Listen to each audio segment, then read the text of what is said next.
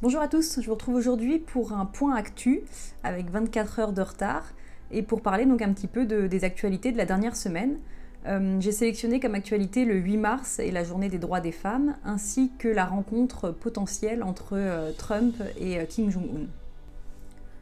Je vous rappelle le principe de ce format, c'est de choisir 2-3 actualités de la semaine et essayer de leur relier des concepts philosophiques ou voir comment les philosophes en ont parlé et qu'est-ce qu'on peut apporter pour décrypter un petit peu cette actu chaude. Alors concernant la journée de la femme, je ne vais pas vous faire une histoire du féminisme parce que ça serait beaucoup trop long dans ce format-là. Si ça vous intéresse, on peut en faire une vidéo un de ces jours. Je voulais juste rappeler que c'est pas parce qu'on a le statut de philosophe qu'on est forcément un féministe, et inversement que c'est pas forcément parce qu'on parle de philosophes d'il y a 2000 ans qu'ils étaient absolument pas féministes.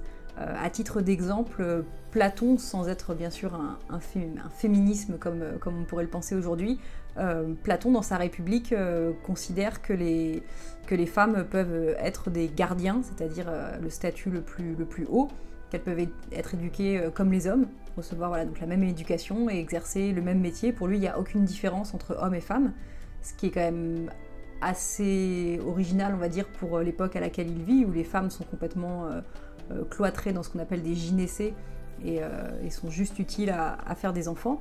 Donc on a chez Platon le cas d'un exemple de philosophe pour qui il y a une véritable égalité entre hommes et femmes.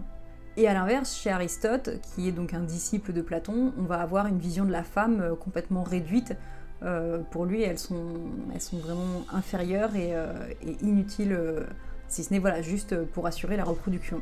Donc on voit que les questions de droit des femmes et d'égalité entre hommes et femmes peuvent vraiment varier d'un philosophe à l'autre. Moi je voulais en profiter pour parler d'un philosophe que j'aime bien, dont je vous ai déjà parlé lors de la dernière vidéo actu, qui est John Stuart Mill. Donc c'est un philosophe anglais du 19e siècle. Et alors après, dans la pensée féministe, je ne sais pas exactement où il se situe, je ne pense pas qu'il soit un pionnier, loin de là, mais ça fait partie des grands philosophes, on va dire, qui ont pensé le féminisme. Il a écrit un ouvrage, je crois que c'était dans les années 1870, à vérifier, sur l'assujettissement des femmes. C'est vraiment un ouvrage qu'il faut lire, qui se lit en plus très facilement, la plume de John Stuart Mill est très facile à lire. Et en gros, un petit peu donc dans sa vision utilitariste de la société et de la morale, il explique qu'en fait, la société aurait tout à gagner à avoir des hommes et des femmes égaux entre eux.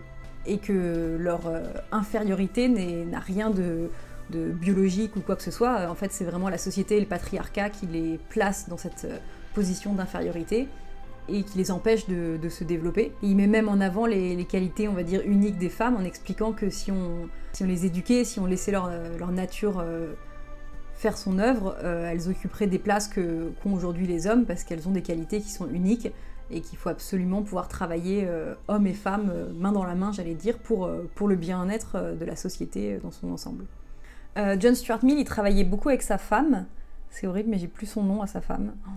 Ça le fait pas trop pour parler des journées de la femme, mais il travaillait beaucoup avec sa femme pour penser le féminisme.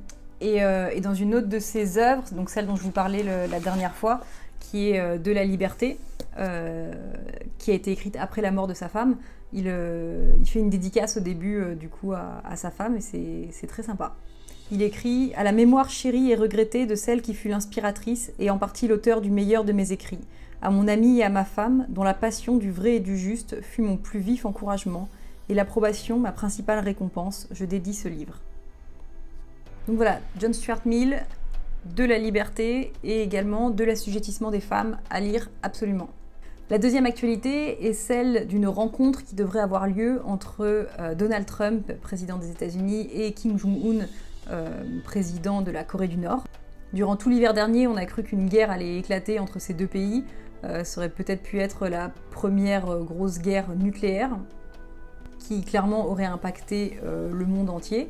Et du coup, ça m'a fait un petit peu penser au projet de paix universelle, au projet avec un S, de paix universelle qui ont pu exister tout au long de l'histoire. Encore une fois, je ne sais pas qui a été le premier philosophe à vraiment avoir parlé pour la première fois d'une paix perpétuelle.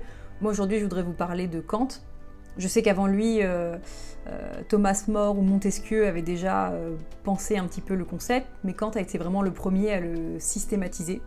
Il en parle dans plusieurs de ses ouvrages, notamment dans Opuscule sur l'histoire, et également tout un ouvrage dédié à ça qui s'appelle Vers la paix perpétuelle. Donc il faut dire que ça a été le premier vraiment à parler de société des nations, donc c'est le terme qui a été repris après la Première Guerre mondiale pour créer la SDN, qui est l'ancêtre, on va dire, de l'ONU. Donc c'est vraiment voilà, une pensée kantienne à la base. Dans cet ouvrage, Kant revient un petit peu en fait sur ce qui s'est passé au niveau des pays, on pourrait dire, au niveau des sociétés. C'est-à-dire qu'il explique que les hommes, en effet, vivaient avant naturellement, à l'état de nature, et que à cet état-là, la guerre est un état naturel, c'est-à-dire que, en gros, la paix n'est pas quelque chose de naturel entre les hommes. C'est une volonté presque au niveau de l'ADN de vouloir se battre. Et pourtant, les hommes ont réussi à créer des sociétés. Vous savez que Kant écrit peu de temps après Rousseau, etc. Donc toutes ces notions de pacte social, de contrat social, et qui expliquent comment l'homme est passé d'un état de nature à un état de société, donc en renonçant à certaines de ses libertés, notamment la liberté de faire la guerre avec son voisin, mais voilà, en s'associant avec d'autres hommes pour gagner une nouvelle liberté. Et dans cette nouvelle liberté, les hommes peuvent du coup s'épanouir, peuvent commercer, peuvent voilà, échanger entre eux sans redouter un affrontement et sans redouter de perdre tout ce qu'ils ont acquis. Quand tout se passe bien, évidemment. Et donc il dit, si on a réussi à faire ça au niveau de la société, il faut qu'on arrive à faire ça au niveau mondial. C'est-à-dire que les pays sont naturellement dans un état de guerre et dans un état d'affrontement, mais comme on a réussi à faire pour chaque individu au sein de la société, les pays entre eux peuvent trouver une sorte de contrat social, de pacte social, leur permettant de vivre en paix. Alors par contre, il ne parle pas d'un état mondial, ça il sait que c'est impossible d'avoir une gouvernance mondiale, il explique qu'il y a trop de différences entre les peuples et que voilà, ce serait pas possible d'avoir un seul état. Et en gros, ce qu'il faut pour que ça marche, c'est que les états soient républicains. Et ce qu'il entend par républicain, c'est des états notamment où le pouvoir législatif est différencié du pouvoir exécutif. Parce qu'en gros, si c'est le peuple qui fait la loi, il n'a pas intérêt à faire la guerre puisque c'est lui qui va devoir en subir les conséquences. Une fois que les États seront devenus républicains, on pourra penser une paix au niveau mondial qui sera profitable à chacun des États. Parce qu'en gros, cette paix va permettre le développement du commerce. Et donc de créer une forme de dépendance des États entre eux. Par contre, Kant est réaliste aussi, il fait une sorte de politique réaliste, c'est-à-dire que l'idée de paix, c'est un idéal régulateur vers lequel il faut tendre. En gros, on ne peut pas se décréter du jour au lendemain, c'est vraiment quelque chose qui va se construire. Du coup, moi j'ai envie de dire que c'est plutôt positif que Donald Trump et Kim Jong-un se voient. Espérons que ça se passe bien et que ça arrive vraiment. C'est tout pour aujourd'hui au niveau des actus.